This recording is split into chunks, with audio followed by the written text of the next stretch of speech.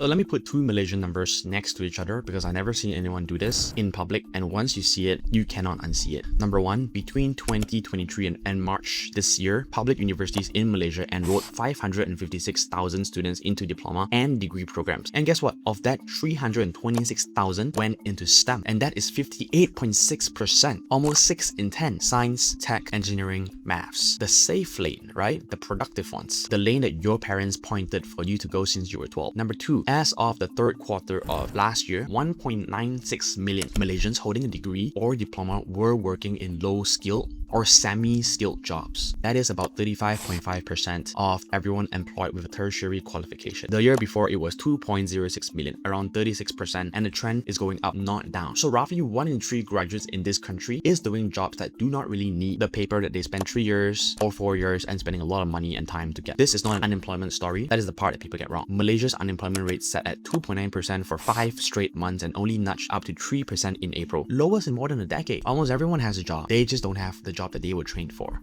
I want to make this a person instead of a statistic because I think we hide behind statistics in this country. There is a 24-year-old in Malacca named Irene. She graduated in 2022 with a communications degree from a private university in KL. She spent her working days folding clothes in a mall. She applied everywhere, even call centers, and she heard nothing back. She is carrying 100,000 ringgit worth of student loan. Hold that number in your thought, 100,000 ringgit on a graduate median salary that sits somewhere around 2.8k to 3k a month. Look, she did not fail. She didn't drop out. She passed the test. She did exactly what the system was designed for her in the exact order that it told her to do it in. Finish school, go to university, get good grades, graduate, and wait for the job. Now here comes the part that broke my brain when I really read it, right? At Semicon Southeast Asia in KL this May, the government acknowledged that Malaysia's semiconductor industry needs about 50,000 skilled engineers to meet demand it already has right now, not in 2030. Malaysian universities produce around 5,000 engineering graduates a year. That is a 10-fold gap. The national semiconductor strategy is targeting 60,000 highly skilled engineers by 2030. The electrical and electronics sector pulled in 28.5 billion ringgit of approved investment in 2025. The money is here. The factories are being built. The jobs exist and they pay pretty well. So read those numbers with me again. 6 in 10 students are in STEM. 1 in 3 graduate is underemployed. And the single biggest tech industry in the country is short of 45,000 engineers. All three are true at the same time. That combination should be impossible if we are flooding the system with STEM students and the industry is desperate for engineers, which are STEM talents. Why is there still a queue of underemployed graduates? Here's the answer, and it's going to be a bit uncomfortable. Malaysia does not have a shortage of STEM people. It has a shortage of deployable talents, and we keep counting the wrong number here. We measure enrollment. Enrollment is easy to measure. Enrollment goes in press releases. 58.6% looks and sounds amazing in Dewan Rakyat, but no company on earth hires enrollment. Companies hire for the ability to do a specific thing. On a Monday morning or a Tuesday evening, whatever it may be, they hire for people to complete a task. And somewhere between the enrollment number and the Monday morning, an enormous amount of value goes missing. I want to give this a name that you can carry it around. Your degree is a queue ticket. You just got a ticket to queue up, okay? You spent 4 years and 100,000 ringgit to got a ticket to queue up. It tells an employer which line that you join. It does not tell them what you can do. That worked when the line was short. In the 1970s, maybe, an engineering degree made you one of a few thousand. The ticket alone got you into the room because the queue was short. Now the line is 20 to 30 times longer. Everyone has a freaking degree. And the door didn't get 20 to 30 times wider. It's the same door. However, let me just quickly argue with myself over here because I don't want to just sell you a simple one-sided story. An economist quoted in a recent report on graduate underemployment said something that cuts against the whole just study the right thing argument. He said it is a myth that graduates would suddenly get good jobs if they had only picked different subjects or if universities offered more technical courses. His phrase was that Malaysia has a severe demand side deficit. Translate that, and that means that the problem is not only what students study, it is that not enough Malaysian companies are creating enough high-skilled jobs to absorb the graduates that we have. Move every student into STEM tomorrow and the number of good jobs still does not go up. You just made the queue longer.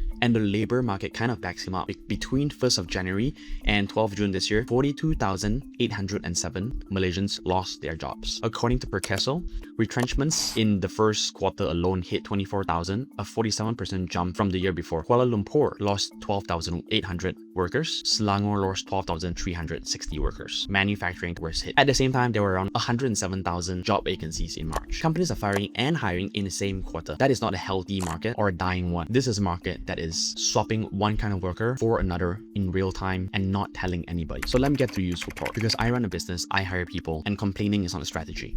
Here is the shift. Employers do not hire for enrollment. They hire for proof. They hire for evidence that you can deliver on the job. So I have read a lot of CV, thousands of them. I have never once opened one, seen a field field of study and thought, wow, it's STEM, let's hire them. Never. That is not a thing that even happens in a hiring meeting. We don't even think about it. What happens is somebody asks, what has this person actually built? And can they explain without hiding behind jargons and big words? So here's three things that you can do. Number one, narrow until you are one of the 50, not one of the 50,000. STEM is not a job. Engineering is not a job. These are categories holding 100 different jobs. And the pay gap inside the category is bigger than the gap between categories. Real example with real money. Hayes Malaysia recruiters said IT graduates going into fintech this year are seeing offers close to 5,500, while the same kind of graduates going into outsourcing roles this year is nearer to 4,200 ringgit. The same degree, the same year, same country, about 30% difference in salary. Decided entirely by which sublane you walked into. Compound that over 5 years and it's tens of thousands of ringgit. Nobody teaches you to pick the sublane. Everyone teaches you to pick the faculty. The faculty was never where the money was decided. So stop describing yourself within the category. Do not say you are in tech. Say the specific thing. I build internet tools that cut manual data entry for SMEs. I do test automation for embedded systems. The moment you get specific, more niche, you stop competing with 300,000 over people and start competing with maybe about 50. Number two, build 3 pieces of evidence and make them screenshotable. Don't say, I know Python, right? At this point, everyone does. Everyone can say that easily. It costs nothing to say it and it proves nothing. Here's the difference in practice. One candidate says that they know Python. Another one shows them a scraper that they wrote that has been running every morning for 4 months, pulling in prices for a small business with a commit history that I can scroll through and a WhatsApp screenshot of the owner saying that it saved him 2 hours a day. Same language, completely different candidates, different outcomes. One is a claim and one is a receipt. So build the receipts, something that you made and ship where a stranger can easily use it and understand it today. A link, not a description. Something that produced a measurable result for a real person who had no obligation to be nice to you. Not your lecturer, not your group project partner, a real user, a real business, and a real number attached to it. Something you can explain in 5 minutes to somebody who's non-technical, including what broke and how you fix them. That last part matters more than the project. Anyone can follow a tutorial. Almost nobody can describe a failure clearly, and that is the single strongest signal I look for. And this is not soft advice. Reporting on 2026 graduate pay notes that software engineering, for example, the roles at multinationals and well-funded startups stretch to around 5,000 ringgit for graduates with strong portfolios, real internships, or competitive programming backgrounds, against a median graduate start at around 2.8 to 3k ringgit. The portfolio is worth more than a CGPA, not spiritually, in ringgit on the offer letter. Number 3, check the supply side, not just the demand side. Everyone reads the headline saying a sector is booming and adds themselves to it. Almost nobody asks a second question, which is how many other people read the same headline. Before you commit to anything, a degree, a bootcamp, a program, a diploma, a certification, go and look up how many people in Malaysia finished that same thing last year. That number tells you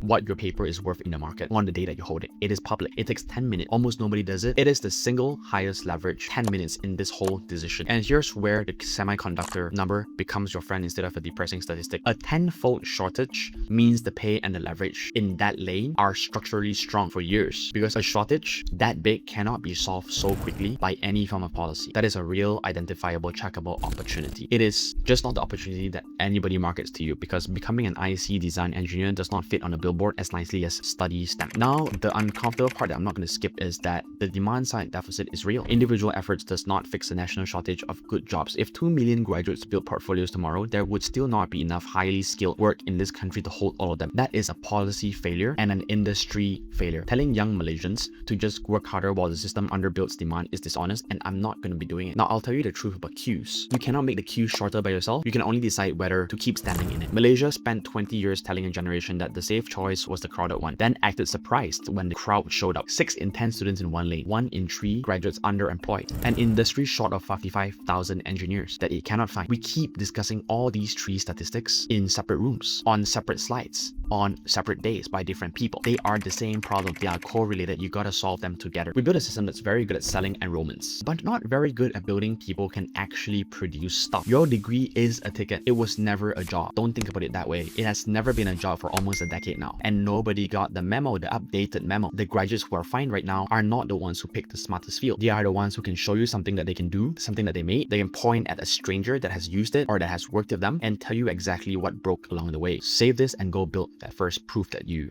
need.